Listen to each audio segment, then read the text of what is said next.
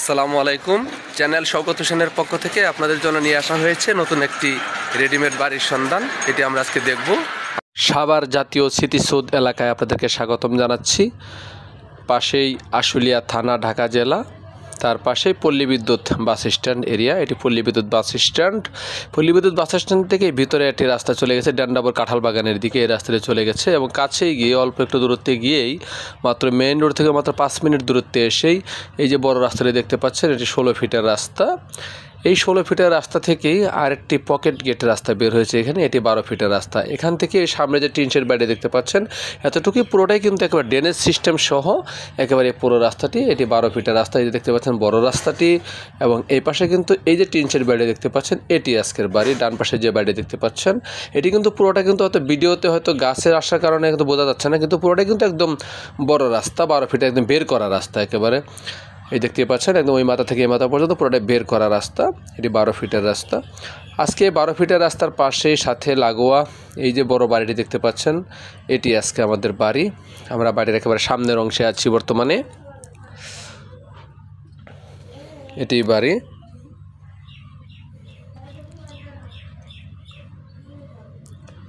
আমরা বাড়ির সামনের অংশে আছি। বাড়িটি কিন্তু মোটামুটি সামনের যে বড় রাস্তা ধরে কিন্তু পুরোটা কিন্তু বিশাল বড় মুখ, একেবারে এই পাশ থেকে শুরু হয়েছে বাড়িটি একেবারে শেষ পর্যন্ত, একদম যেখান থেকে শুরু হয়েছে বাড়িটি সেখান থেকে পর্যন্ত কিন্তু ওইটির সীমানা পর্যন্ত মাঝামাঝিতে কিন্তু এটি গেট করা হয়েছে বাড়িটির। দেখতেই পাচ্ছেন আপনারা, একটি বড় বাড়ি নিয়ে আসা হয়েছে আপনাদের জন্য। আপনারা যারা মোটামুটি পল্লী বিদ্যুৎ এলাকাতে যারা বৈধ গ্যাস সহ যারা বাড়ি খোঁজ করছিলেন, তাদের জন্য কিন্তু আজকের এই বাড়িটি নিয়ে আসা। এই যে বাড়িটি, এখান থেকে সীমানা শুরু হয়েছে, এখান থেকে এই পাশের সীমানাটি।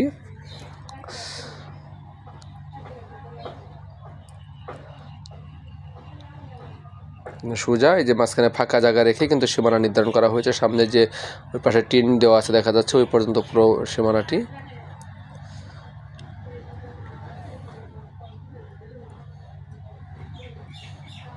এলাকাটি কিন্তু একেবারে সাভার ডিওএইচএস এর পাশে লাগোয়া। সাভার যে ডিওএইচএস ক্যান্টনমেন্ট যেটি সাভার সেনানিবাস, এটির পাশে লাগোয়া কিন্তু একবারে এই বাড়িটি সাথে লাগোয়া। একেবারে বাড়ি থেকে বড় রাস্তা বের হলেই কিন্তু সাভার ডিওএইচএস এর পাশে চলে যাওয়া যায় অল্প একটু ভেতরে। মানে আপনি পল্লী বিদ্যুৎ মেন স্ট্যান্ড থেকে যদি আপনি আসেন, তাহলে মাত্র 5 মিনিটে হাঁটার পথে কিন্তু আপনি বাড়িতে চলে আসতে পারবেন। এবং এই পল্লী বিদ্যুৎ এরিয়াতে জানেন, আপনারা সবাই জানেন যে এটি সাভার ক্যান্টনমেন্ট কেন্দ্রিক হওয়াতে এই এলাকাতে জমির ভ্যালু অনেক বেশি, জমির দামও যেমন বেশি, তেমনি কিন্তু এই এলাকায় জমির চাপটাও কিন্তু অনেক বেশি, এবং বৈধ গ্যাস থাকার কারণে কিন্তু বাড়িটির চাহিদা আরও বেশি রয়েছে। আমরা বাড়ির ভিতরে যাব এখন আস্তে আস্তে। এটি বাড়ির বৈদ্যুতিক মিটার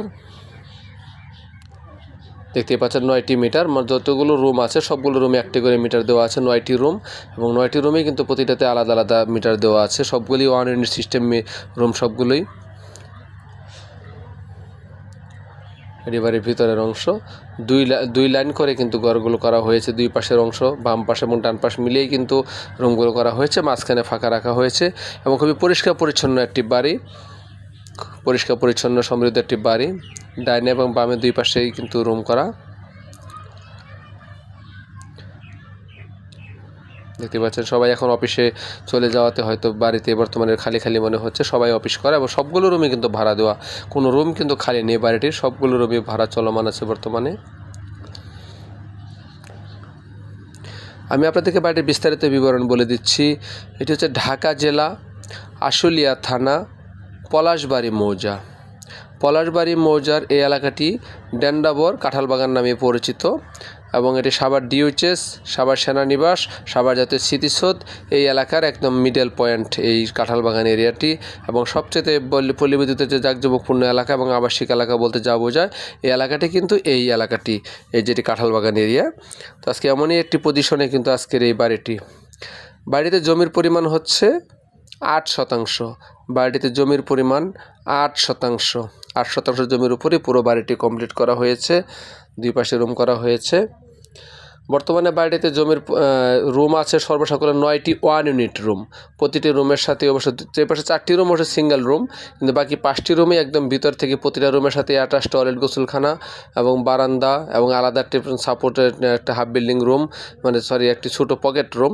এভাবেই কিন্তু মোটামুটি বাড়িটির রুমগুলো, ভিতরে একটি বড় রুম, একটি পকেট রুম, ওয়াশরুম এবং কিচেন, এভাবে হলো আপনার মোটামুটি 6টি রুম এরকম, আর হলো 4টি হচ্ছে আপনার নর্মালি যেটি সিঙ্গেল রুম। এবং প্রতিটা রুমের সাথে কিন্তু একটি করে চুলা দেওয়া আছে এবং বাড়িটিতে কিন্তু বৈধ গ্যাস সংযোগ রয়েছে। বৈধ গ্যাসের 4 জোড়া চুলা কিন্তু বর্তমানে বিদ্যমান বাড়িটিতে।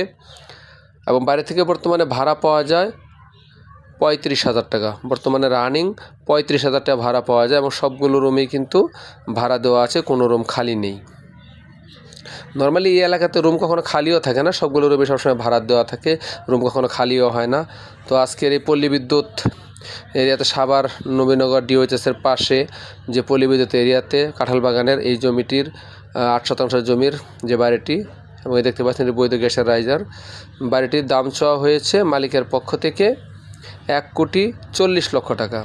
আজকে 8 শতাংশের বৈধ গ্যাস সহ এই বাড়িটির দাম চাওয়া হয়েছে মালিকের পক্ষ থেকে 1,40,00,000 টাকা।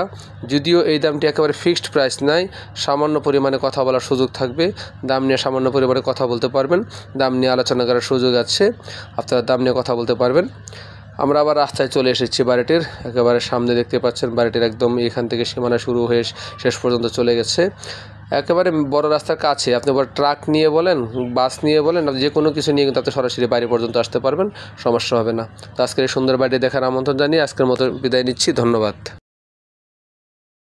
আরও নতুন নতুন জমি, রেডিমেড বাড়ির খোঁজ পেতে আমার চ্যানেলটি সাবস্ক্রাইব করার জন্য আপনাদের কাছে বিনীত আবেদন জানাচ্ছি। আসসালামু আলাইকুম।